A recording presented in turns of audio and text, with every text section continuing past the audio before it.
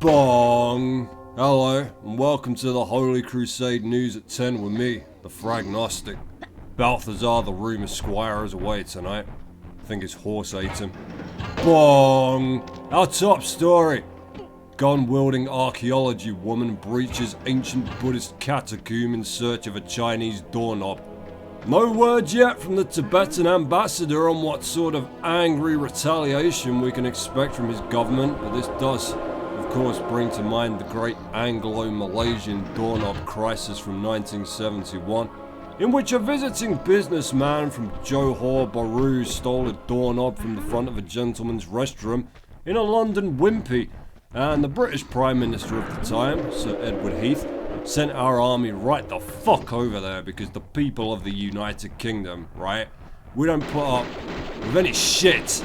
Airdropped them into Kuala Lumpur High Street right in the middle of the afternoon, we didn't give a fuck, and had them occupy Malaysia's premier national supplier of doorknobs, the name of which had no direct English translation but alluded to a general feeling of paranoia that long-tailed macaques were forming monkey pyramids around your home to check it for weaknesses while you slept. More on that story after the weather, which is icy and palatial because, God damn it! On tonight's edition of Tombsday, we are carving a path through level 14, Ice Palace, a short and not at all sweet Yeti sheltering death trap that cannot wait to break your legs. Separating it from precisely no other stage in this game, but the Ice Palace has found an exciting new way to turn your spine into a loose collection of novelty dice. And it's not even this invisible walk of faith to grab the gold dragon here. Nice little callback to those magical floating Uzi clips from Sanctuary of the Sion in the first Tomb Raider. That ledge is unnervingly thin, by the way, so probably best to tackle it with sober faith, rather than the kind of self-belief a bottle and a half of Jim Beam will bestow upon you. No, Ice Palace's gig is that you gotta use these springboards to launch you to otherwise inaccessible ledges and platforms, usually with a view to popping a bullet in the gigantic bells hung around the place, the successful ringing of which will open up various doors and gates for you. And if you think that's a needlessly dangerous way to have your ancient temple operate, remember that the monks that built this circus acrobat purgatory didn't have guns back in those days, so they had to do this shit in their monk clogs with a handful of rocks or fucking flying dragon kicks or what have you. I bet a few of them from Barkang Monastery sneak on down here at night to do backflips and have Crouching Tiger, Hidden Dragon, Moon Gravity battles. I am Lo Chen and I will avenge my father. Fuck you, Lo Chen, your father was a rice thief. No, fuck you! Oh, the fun I bet they had. You know, before I shot them all. Let me tell you about them springboards, man. Let me tell you, first thing that's gonna happen to you when you step on one of those fucking springboards. You're gonna say to yourself, woo, what in the goddamn is this? And then you're gonna fly 70 feet up in the air, come right the fuck back down the way you came, and break your goddamn neck. That's because you're good for precisely one bounce on the springboard. That's all you get. You don't get where you need to go by the time your bounce is over. Your second bounce is going to be your fucking soul ricocheting off the brimstone walls as it plummets down the celestial toilet to hell. You understand? Because you'll be dead. So you watch Lara shoot up into the sky like a novelty firework with tits, come all the way back down, and bear witness to every bone in her fucking body having simultaneous panic attacks trying to escape each other. You figure that strange off-color tile on the ground was a pressure pad or something, or just, you know, anything else a normal game would have the good manners to warn you about, or gently allude to in its mechanics before outright murdering you with it. But you were wrong, never mind.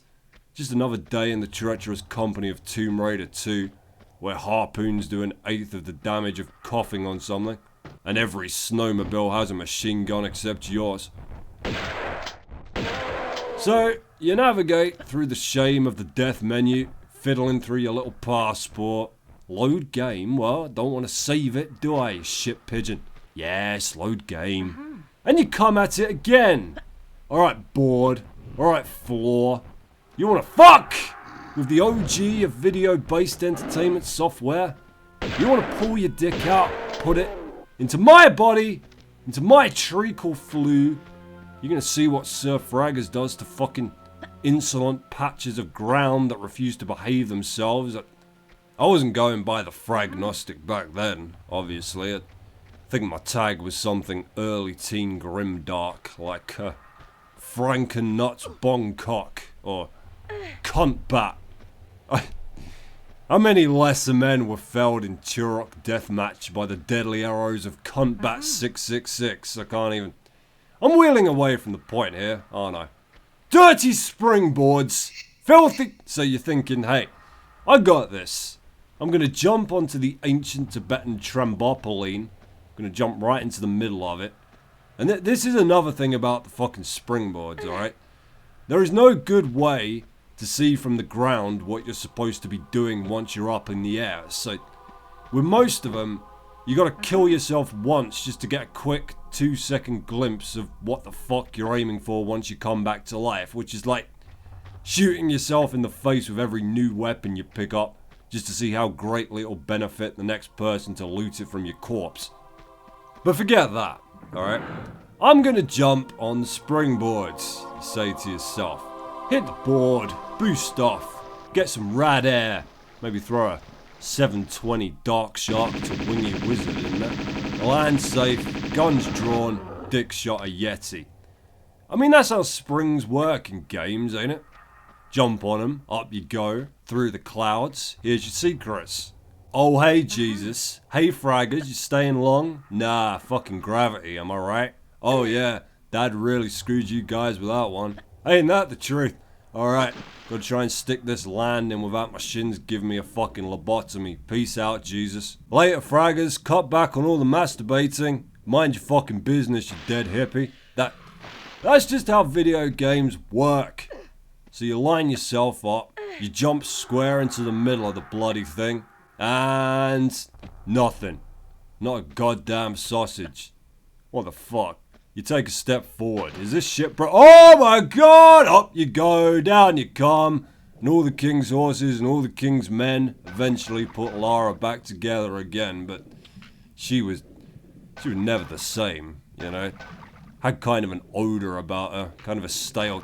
You'd say, good morning, m'lady, and she'd be all, the silent things, they smell your flesh! Even now they scratch at their coffin lids, the astral redolence of your soul on their tongues! You know, hey Lara, you coming out the fetal position today? Bear thee witness to the autopsy of existence, its celestial ribcage ajar, viscera hung from the maw of the living abyss! You gotta find the sweet spot right there, just behind the fallen icicle. Normally takes me at least one punch in the mouth to pin it down when I come out the water, but once you're standing on it, that family of yetis goes fucking nuts and runs screaming around the cave instead of attacking you. Christ knows why. You call it taking advantage of a bug to ease past what is intended to be an intense test of the player's combat abilities, but like, what do you know, man? Tell you what you don't know. How to shut up and mind your business. I clearly did no such thing. See, what happened right there is I clearly used Lara's advanced archaeological knowledges, acumans and expertise to detect and identify a traditional Buddhist freak-out mine and stepped on it, triggering violent hallucinations of Buddha attacking them with a rainbow, while a chorus of mountain crows sung unto them the date of their death, and obviously I was unaffected because women weren't invented yet back then. They used to grow each other from a special kind of potato, which is where we get the old saying, don't shit in a monk's potato patch, which although they're conceived in the traditional manner today, I would still pay heed to, you know. I know they're pretty calm by reputation, but if I was a kung fu monk and I saw someone shitting on my dinner, I'd Hadouken their fucking soul into a jet engine. Alright, hey, look at this. We're nearly done. This is just about the shortest stage in the game, because I guess they figured you'd be spending at least half your total runtime here trying to work out how to operate the fucking springboards without exploding your skeleton. Look at this, Deck. What's your reward for climbing up this high? Oh, happy fucking birthday! Another unavoidable death drop that runs off into the black of the fucking night with half your health bar. Thank you, Tomb Raider 2. Now, I hope you paid attention to that gong we just hit back there and what was drawn on the front of it, because that, ladies and gentlemen, that is the Guardian of the Talion, and we will be engaging in glorious battle with him very shortly indeed once we've grabbed the last secret right here. Yes, he may appear absolutely ridiculous to you, ladies and gentlemen, with the body of a buff cow and the head of a common duck, but let me assure you right now that even that utterly ludicrous depiction comes nowhere close to faithfully portraying what a gormless looking pile of shit this creature truly is. You are in for a spectacle. I urge those of a weak-bladdered or pregnant disposition to leave the room immediately. Fair warning. Of course, the gong doesn't summon him straight away. Oh, no. He waits until you actually pick the Talion up and attempts to leave with it to bother rolling off the sofa to stop you. As you're going to see, that the years have they have not been kind to the Guardian of the Talion since that portrait was commissioned. They say the springboards in the Ice Palace were originally invented to assist in his once rigorous workout routine.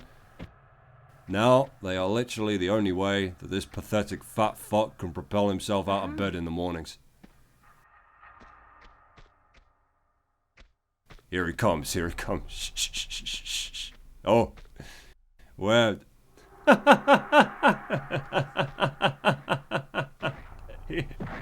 Would you just drop what you're doing and look at the stupid podgy bastard? He's mad now. Let's run into his house real quick and steal his shit. Look at his house right here. He ate all the furniture. Have you ever been so miserably fucking obese that you ate your carpet? Get your 17.5-ton flightless arse cheeks the fuck out of my face, Sam Eagle.